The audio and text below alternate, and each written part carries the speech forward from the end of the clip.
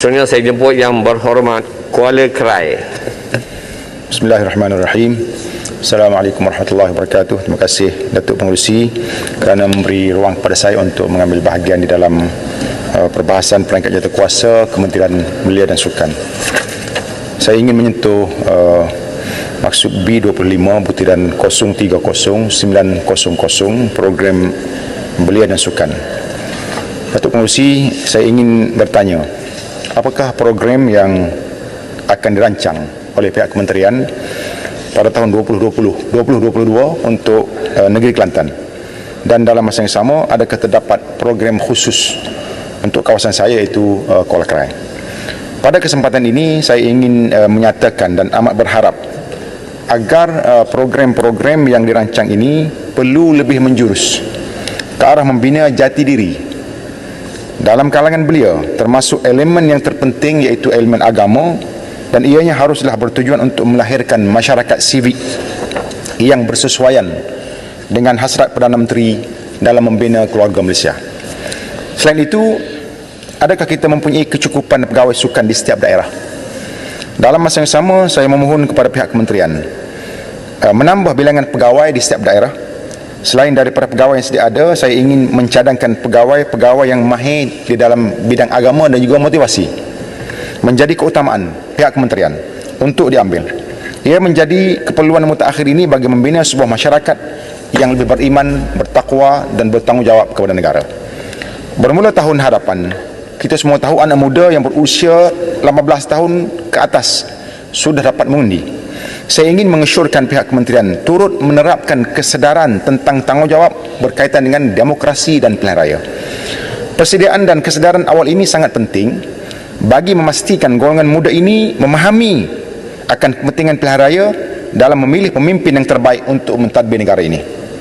Dalam masa yang sama, saya ingin bertanyakan kepada pihak kementerian, apakah langkah dan perancangan yang dalam memberi kesedaran kepada golongan muda ini bagi menghadapi pilihan raya, dan adakah pihak kementerian sudah bersiap sedia melaksanakan perancangan yang telah dirancang oleh pihak kementerian?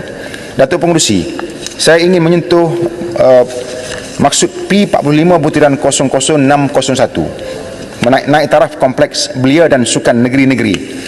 Saya ingin mengucapkan tahniah atas kenaikan perbelanjaan melebihi 100% untuk butiran ini.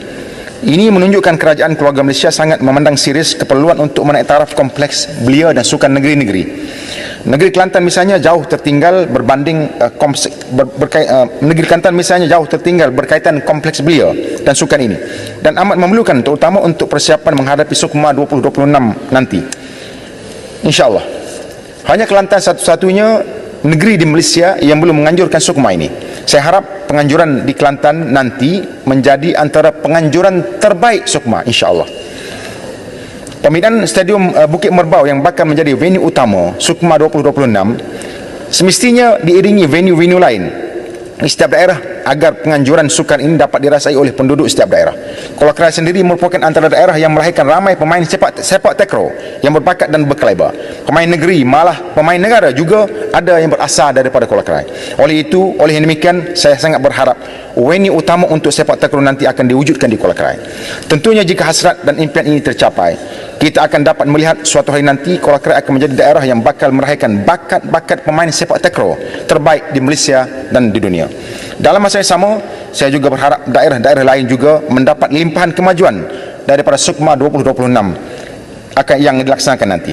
Saya mohon kepada pihak kementerian memperincikan jenis sukan dan daerah yang terbaik dan menonjol dalam bidang sukan masing-masing, dan venue-venue tersebut dibina berdasarkan perkara tersebut. Saya yakin penganjuran SUKMA 2026 nanti di Kelantan tidak hanya akan menjadi meriah semasa tamasya berlangsung, tetapi ia akan menjadi titik tolak untuk melahirkan atlet-atlet yang terbaik di negara dan di dunia. Datuk Pengerusi, yang terakhir ialah maksud P45 butiran 02007 kompleks sukan komuniti. Di Kuala Krai terdapat banyak gelanggang futsal yang telah dibina sebelum ini yang perlu dinaik taraf kerana ianya dibina secara terbuka, iaitu tiada bumbung yang menutupinya. Gelanggang ini tidak dapat digunakan semasa musim hujan, apatah lagi di musim tengkujuh seperti sekarang ini. saya mencarankan kepada pihak kementerian untuk menaik taraf gelanggang futsal ini kepada gelangan futsal tertutup, iaitu membina bumbung agar ia dapat digunakan sepanjang masa. Selain itu, saya juga mencarankan diadakan pencahayaan dan lampu limpah agar ia dapat digunakan pada waktu malam. Dengan adanya kemudahan ini, pastinya nanti kegiatan sukan dapat berlangsung sepanjang masa dan ia akan memberi kebaikan daripada segi kesihatan kepada anak-anak muda, selain mengelakkan mereka terjerumus kepada aktiviti yang tidak berfaedah seperti rumba haram, dadah, lepak dan sebagainya. Itu saja Datuk Pengerusi. Terima kasih. Wassalamualaikum warahmatullahi wabarakatuh.